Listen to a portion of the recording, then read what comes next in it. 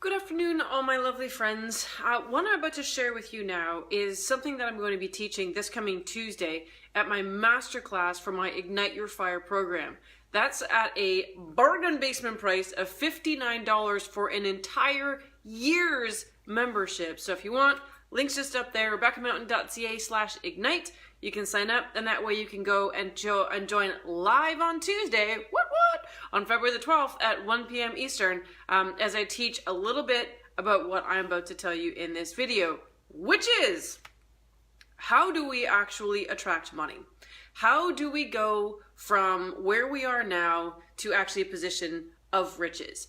And as you can see above, one of my new favorite phrases is, riches do not come from wishes. And it is amazing how many people that I have talked to, that I have coached, that I have done with networking sessions, or people that I've talked to that really want to make more money. That's like, oh, I just want to make more money. I want to make $1 million. I want to have a 7-figure, 8-figure, 9-figure business, even a high 6-figure business. And yet when you tell them, okay, well, this is what you need to do, they're like, oh, I don't want to do that. That's hard work. Well, yes, it is. If everyone did hard work and had a plan and a whole bunch of other stuff, again, there's lots more that go into making money than just, working hard and actually doing things. But we'd all have a hell of a lot more money. But the idea behind riches do not come from wishes is simply this. It's that the ones who you see out there who are truly succeeding are the ones who are putting in that time to do the work no one else wants to do. For instance, some people say to me, okay, Rebecca, I want to be a public speaker. How do I go become a public speaker? How do I get the word out of what I like to teach? So the answer is simple. Do live videos.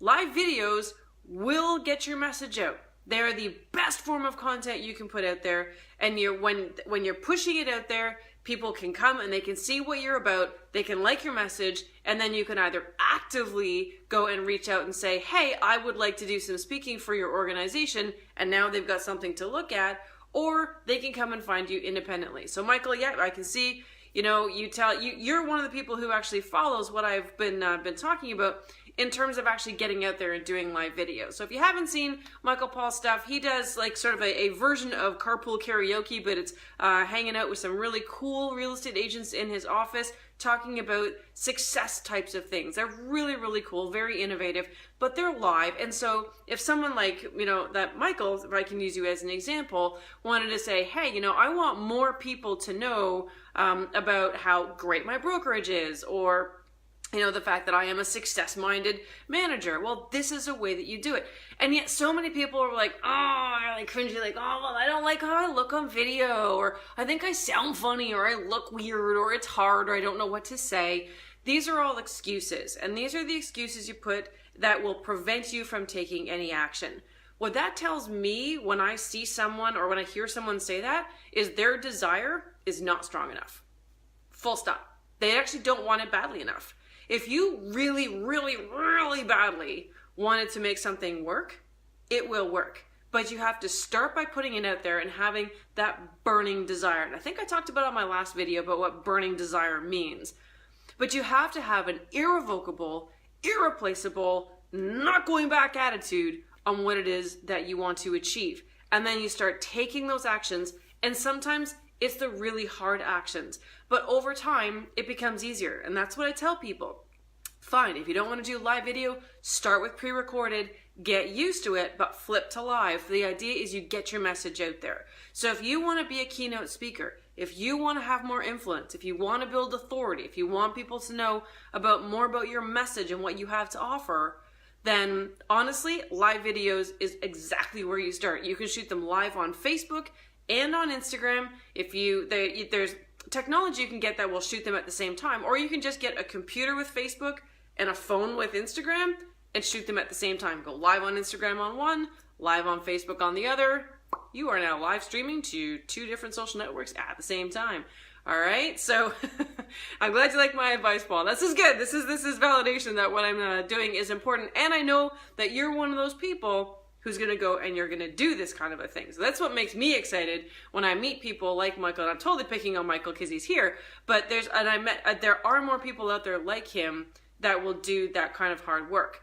And if you look back in history, the ones who truly rose to the top are the ones that had that burning desire and never gave up. So persistence was another thing.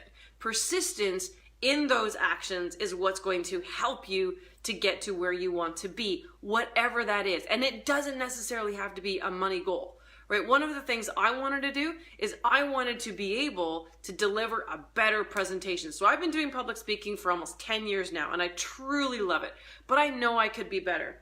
So I got this book, How to Deliver a TED Talk. Why? Because these guys have it down to a science, and it is a science. So I've got three presentations, my fingers don't work today, 3 presentations this week, and I am using the tenets of this TED Talk book in every single one of them, in some ways bigger than others. The one I have on Friday, it's a conference, and so I have an hour in which to deliver something, and I am absolutely following that format.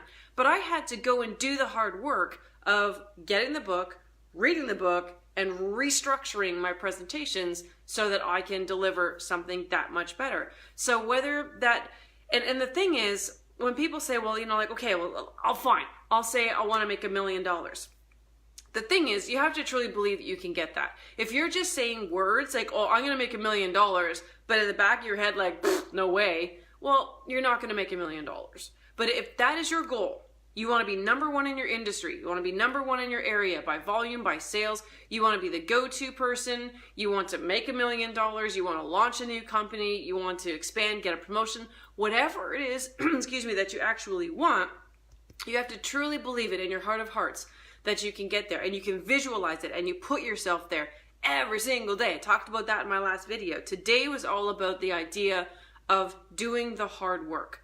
No one who is truly successful, even the ones who got their quote unquote big break, got there because of just hoping that stuff would happen. After I divorced, I got into another relationship with what I call my bad decision boyfriend.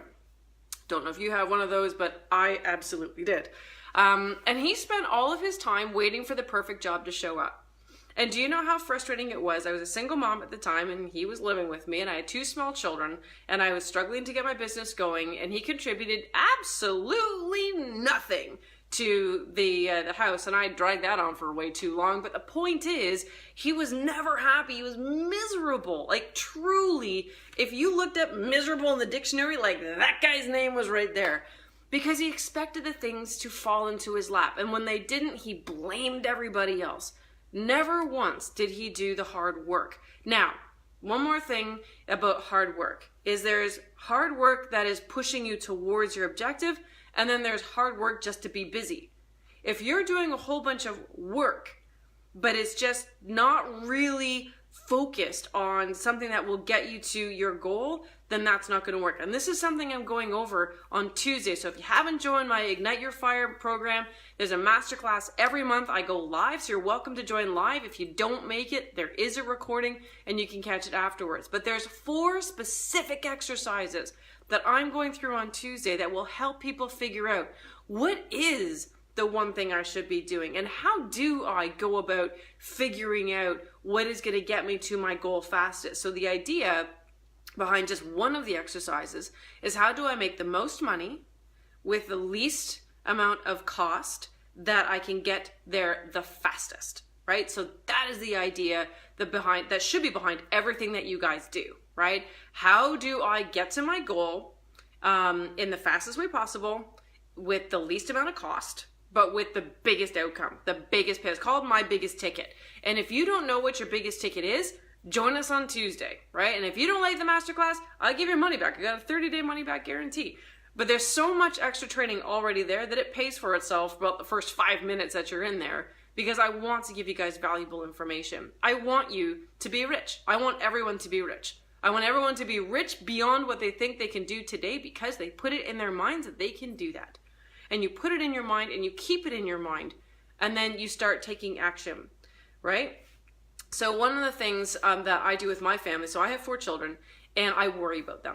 I worry about the fact that schools don't teach children how to be successful. Schools do not teach children how to be rich.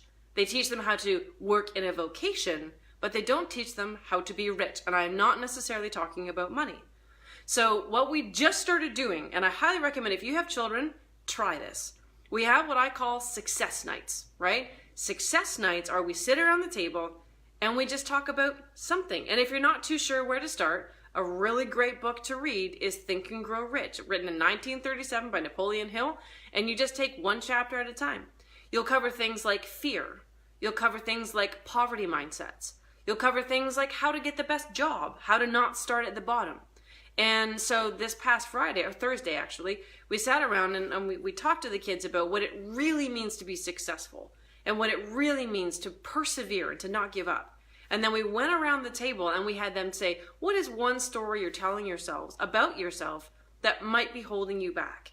And so my oldest son, Aiden, he said that he's afraid that he's not very good at English, and that because he's not good at English, it's going to affect his career prospects when he's older. And that was a real fear for him. And so we talked about that because I didn't know that that was a big fear for him. I knew that English was a bit of a struggle, but I didn't realize that it was now turning into, a future fear for himself as well. And so what we did is we sat down together and we started doing a little bit of work. And all that work was having a hard conversation about what really was going on. And on Sunday, yesterday was Saturday, I met with my sister. I'm interviewing her as part of my book, which is called Think Again, which is helping people to reframe the way that they look at themselves and the world, knowing that when they do that, that true growth and fulfillment will happen. So we met yesterday, and she's a teacher. And I said to her, and we're actually waiting for Aiden to come out and finish his work at the mall, and I said, Aiden's really struggling with English and I don't really get it. Can you talk to him? And so she's like, sure.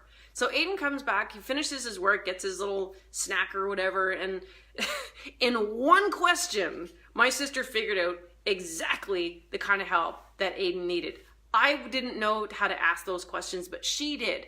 And now we have a whole plan for how Aiden can overcome that fear, become successful in English, and not worry about his future. So sometimes the hard work is just trying to have a hard conversation. Sometimes it's trying to reach out to other people in your network, whether it's family or friends or colleagues or mentors, and just saying, hey, I need some help. And sometimes that is the hardest thing for us to do, is to say, I need help. We don't have to have all the answers. And again, that's a huge problem with kids. They feel like they need to have all the answers. And that will prevent them from being rich. Because if they feel like they have to have all the answers, first of all, there's no way they possibly can, but they will instantly feel bad. They'll pull back. Negative story gets in their head. Boom. You're not going to get anywhere in life. So if you have children, try a success night. They might not go very well. Mine went kind of rambly because we hadn't really, it's our first show. I mean, our first go at it. But at the end of the day, I got a lot of information from the kids. I want them to be rich. I want you to be rich. And if you're not rich, again, however you define that, or you know you've got more in you, I really, really, really recommend that you join my Ignite Your Fire program. Link's right up above. Uh-oh, I have a call coming in. I don't know if that just completely wrecked the video, but basically I'm done. I think my transmission now is going to go all wonky, but I hope you guys have found this interesting. I hope you found it helpful. Please join me for my next transmission. I'll be doing another one of these tomorrow, and I hope you have a fantastic weekend. Bye, guys.